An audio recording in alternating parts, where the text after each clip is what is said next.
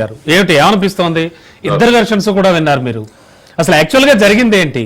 BJP version ఎలా ఉంది? Bharatiya Janata party ఇప్పుడు కూడాను ఈ యొక్క రాష్ట్రంలో సుజావుగా పరిపాలన జరగాలి, ఎవరికి అన్యాయం జరగదు. గత దశాబ్ద కాలంగా పెండింగ్ లో ఉన్నటువంటి ఈ యొక్క రిక్రూట్మెంట్ ప్రాసెస్ అంతా కూడాను ఎటువంటి అక్రమాలకు అనుమానాలకు కూడాను తావివ్వకుండా ఎగ్జామ్స్ కండక్ట్ చేసి రిక్రూట్ చేయాలి. నిరుద్యోగులకు పనిచేసేటువంటి రాష్ట్రానికి సేవ చేసే అవకాశం ఇవ్వాలని చెప్పేసి కోరుకుంటా ఉంటది.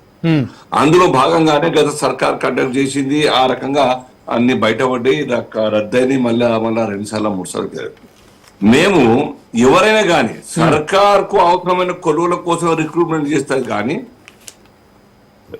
అన్ఎంప్లాయిడ్ యూత్ ఉన్నారు కాబట్టి వాళ్ళకి ఆ ఉద్యోగం ఇవ్వాలని ఎవరు ఇవ్వరు.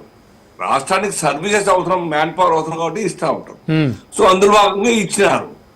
ఇక్కడ 2 సార్లు కూడా గత సర్కార్ హయాంలో రద్దయినటువంటి ఎగ్జామ్స్ ఆ అనుభవ దృష్ట్యా ఈ యొక్క సర్కార్ కండక్ట్ చేస్తున్నప్పుడు పకడ్బందీగా చేసే ప్రయత్నం చేసినప్పటికీ ఈ రోజు మళ్ళీ కోర్టుకి ఎక్కితే కోర్టు ద్వారా ఆగే పరిస్థితి ఎందుకు వచ్చింది?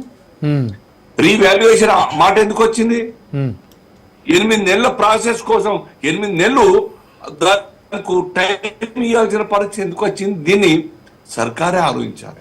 మేము చెప్పట్లేదు, మా దగ్గర ఎటువంటి ఆధారాలు అంటే అవకతవకలు అయితే జరిగాయి అంటారు మీరు. అవకతవకలు జరిగాయి అంటారు మీరు. జరిగినాయా జరగలేదా అన్నది కోర్టు నిర్ధారిస్తుంది. కానీ ఆ కోర్టులో చాలా ఎఫెక్టివ్ గా డిఫెండ్ చేసుకోవాల్సిన బాధ్యత టీజీపీఎస్సీది, సర్కార్ది. జరగలేదన్నప్పుడు నిరూపించుకోవాల్సిన బాధ్యత శ్రీనివాస్ గారు చిన్న అనుమతి. నేను ఎక్కడ కూడా నేను అడ్మిట్ చేయట్లేదండి. శ్రీనివాస్ గారు చిన్న విన్నపం అండి. ఇప్పుడు ఇక్కడ జడ్జి గారు కూడా కఠిన మూల్యాంకనం, సులభ మూల్యాంకనంలో వ్యత్యాసాలు ఉన్నాయి అని చెప్పారు. కాకపోతే గతంలో కూడా సింగరేణి ఉద్యోగాలు 23 ఎప్పుడో కాదు 23లో సింగరేణి ఉద్యోగాల్లో కూడా సింగిల్ జడ్జి గారు ఈ విధంగానే ఇచ్చిన ఉద్యోగాలను ఆపేస్తే మళ్ళీ డివిజన్ బెంచ్ లో న్యాయం జరిగింది. అభ్యర్థులకు వీళ్ళు సక్రమంగానే నియామకమైన ఉద్యోగాలు ఇచ్చినాయి. జడ్జికి సింగిల్ బెంచ్ కి డివిజన్ బెంచ్ కి తీర్పుల్లో కూడా తేడాలు ఉంటాయి. అందుకే అప్పీల్కి పోయే అవకాశాన్ని మనకు రాజ్యాంగం కల్పించింది. కాబట్టి వాళ్ళలాగా లీకులు కాలే పరీక్షల కన్నా ముందే. ఇక్కడ ఎక్కడ కూడా అవకతవకలు కాదు. ఎగ్జామ్ రీవాల్యుయేషన్ మూల్యాంకనంలో పునర్మూల్యాంకనం చేయమని చెప్పింది.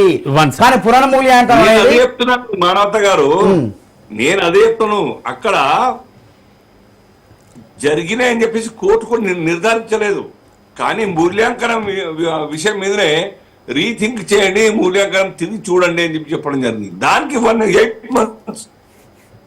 8 మంత్స్ ఇది దీనివల్ల ఎంత గ్యాప్ పెరిగిపోతుంది, ఎంత అన్రెస్ట్ అవుతుంది, ఎంత మెంటల్ ఎగోని అవుతుంది. యొక్క ర్యాంకర్స్ కావచ్చు, ప్రిపేర్ అయ్యే వాళ్ళకి కావచ్చు, వాళ్ళ పేరెంట్స్ కావచ్చు, రాష్ట్రానికి అవసరమైన మ్యాన్ పవర్ సర్వీసెస్ లేని కారణంగా ఎంత ఇబ్బంది కావచ్చు.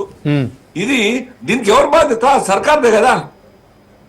కోర్టులు కన్నా కన్విన్స్ చేయాలి కదా.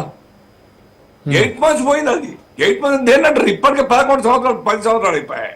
అందుకే డివిజన్ పోతే 2 రోజుల్లో 2 నెలల్లో తీర్పు వస్తుంది. కాబట్టి ఓకే, చాలా సంతోషం కదా.